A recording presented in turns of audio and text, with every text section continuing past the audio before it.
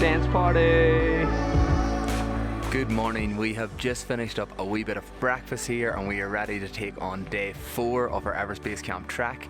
Today our route will be leaving from Namche Bazaar, which we're in at the minute, and we're going to the Tangbuche Monastery, which is actually the highest monastery in the world. It's roughly a 4 to 5 hour trek, and then we have another 45 minutes to 1 hour to get to the village area of Dibuche, where we'll be staying tonight. And tonight's accommodation is actually only roughly about 400 meters higher than where we're currently at, but we have a lot of up and down to do today, so it's probably going to be a tricky enough and a difficult enough day, so I suppose we may as well get onto the path now and get the day started.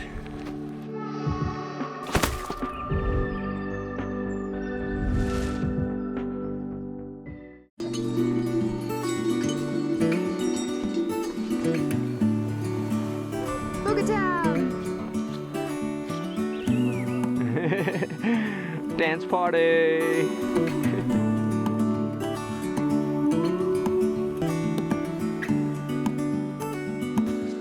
I think no matter how much time you spend here, you're just always in amazement looking around. The views are just out of this world completely.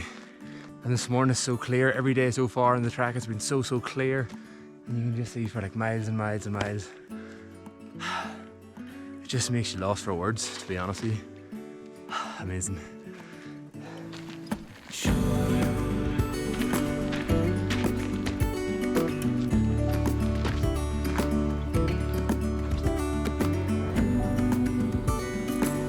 So I'm not actually sure if you'll be able to make it out, but our path today, we go way down here the whole way down to the bottom to the river, and then we go up here and follow. There's a wee zigzag path the way up there, the whole way up there, and that wee tiny blip there is the highest monastery in the entire world. And we're going to be stopping there for a wee bit, and then from there we go way in behind there into that valley area, and that's today's route. Ooh, we have a long way to go. Let's keep trucking. Oh. That was insane. We were just walking along, and then there's a massive big bird flew right across our heads, down along the side of us, and it was actually a vulture. It was crazy to see. Whenever we entered into the national park here, there was a huge big sign just to let you know what animals are here in the national park. Maybe you might be lucky enough to see some of them, but we were very surprised to see some of the animals that were in the national park. There was snow leopards on it, there were bears, there were deers that are native to this area as well. I highly doubt that we'll see those. We have seen some yaks though, some cows, horses, donkeys, but to see the vulture was incredible. The birds here and the wildlife are just incredible. We are just loving it so much. And the thing was bloody huge.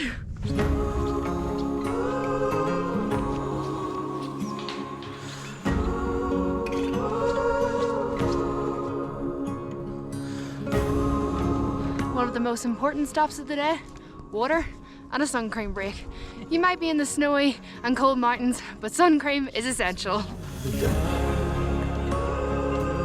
Well, someone's in a rush.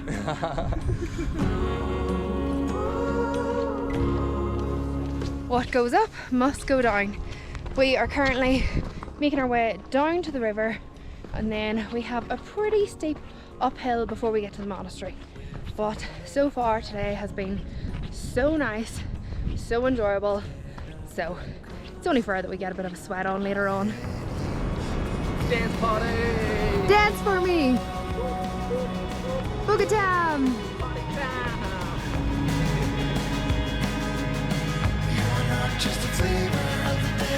So we have now made it down to the river. We are crossing over on this huge big bridge, and we're gonna go to the other side, and that's where we start to climb up towards the monastery. We have maybe about a 2-hour climb, so it shouldn't be bad.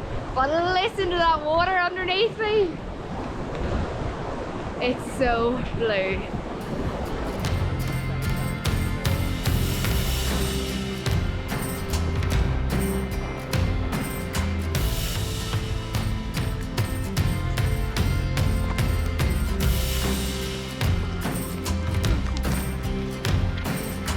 Resting Yeah, if you can call this resting. It's like I don't want to take a full break, but I need to catch my breath. Yeah, it's kind of half up, half down.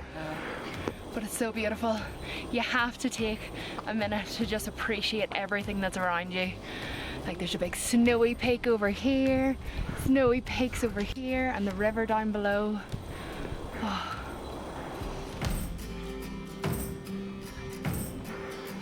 Are you struggling back there? Just a little bit. Just a little bit. Just a little bit. But we're getting there. We've come so far today though. We can just see basically the whole path that we've done today so far. And we can see where we're going to as well. Let's keep going. Namaste. Wow, so we've seen so many porters since coming out here, and basically what a porter is somebody that carries a lot of your luggage and your equipment and your gear and stuff during your trek, and they are just incredibly strong people. Some of them can carry like 30-40 kgs, and they carry it on their head as well. I can't remember the actual name of like the thing, but they have like this kind of belt band thing they put over their head, hooking around under the bags or the basket they're carrying, and that's how they support the weight.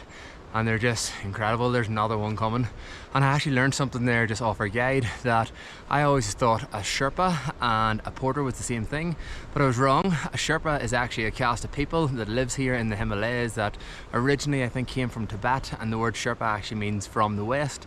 So yeah, I kind of learned something there. I thought they were the same thing, but they're completely different. A porter and a Sherpa is so different. So yeah, incredible. There's another. So insane. Namaste. No bother to him. And that's the other thing, loads of the porters here are like really like small, like quite fragile, you know, thin looking like guys, like really young guys, and it's mind blowing. But we opted not to get a porter this time for our trip. We're carrying our own bags. Mine is flipping massive, it's about 20 kg. It's huge. Ashton's got a smaller bag, but then again I have a bigger sleeping bag and a bigger jacket because I'm a bigger guy. So yeah, we opted to do it by ourselves, but our company Himalayan Spirit Adventures did give us the option that if we wanted a porter they could sort it out for us, so that was great. Again, you can check them out in the link down below. They've been fantastic so far, but we've actually lost our guide because we're standing back here doing a wee recording piece, so let's go find him. Come on.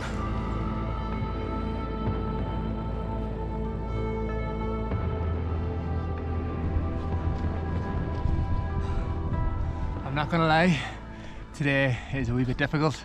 The uphill climb is very uphill. And yeah, a lot of big steps as well, but we are keeping going. We're stopping for a wee rest every now and again, but it is a bit of a push. But yeah, I think we're only about another 45 minutes away from the monastery at the top of the kind of peak area where we're going today. It's not a peak, but the highest point I think we're going today, so shouldn't be much farther to go, so we'll keep pushing on. Let's go.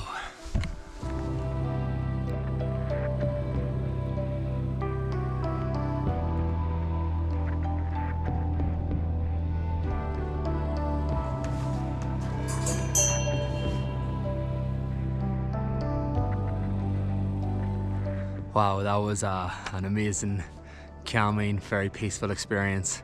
We've just come past the highest Buddhist monastery in the entire world, and it was just so calm. There was literally nobody else about. It was only us three.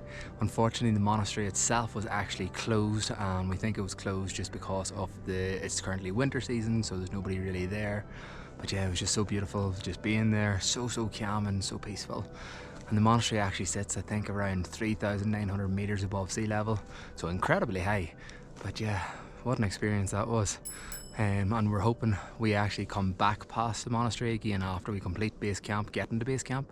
So hopefully in the way back it might be open, because I would love to get inside and just have a wee walk around and kind of see more of it, because yeah, it's just very interesting.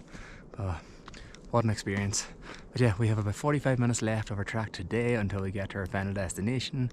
We have the majority of our elevation completed at this stage, so things are going really well. The weather is beautiful, so let's keep going. And yeah, I'm looking forward to a cup of tea when I get there.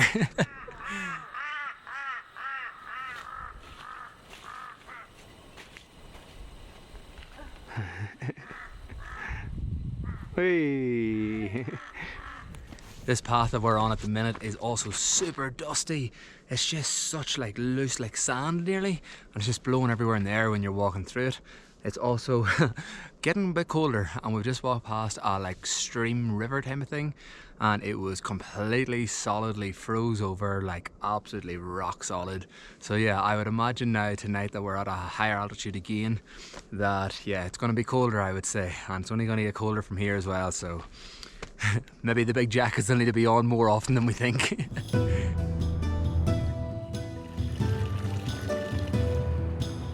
And we have made it to the town that we're going to be staying at tonight, and it isn't even 2 p.m. We're going to get our lunch here and dinner later on, but we just have to find our hotel first. Or not our hotel, our tea house. The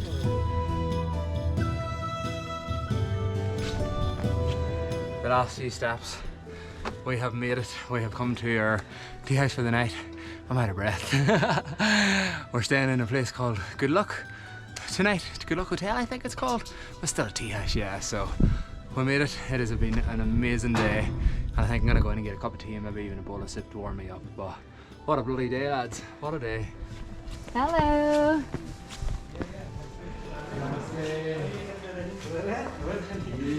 Namaste. Okay, that is us finished up again for day 4 on the trail. Another very successful day. We've got on really well. Yeah, I'm kind so of surprised. Can't wait to get going again tomorrow. We really hope that you're enjoying our Everest Base Camp series. If you are, make sure to hit the subscribe button down below to follow along on the rest of our adventures, and then we will hopefully see you again tomorrow. See you later. Bye.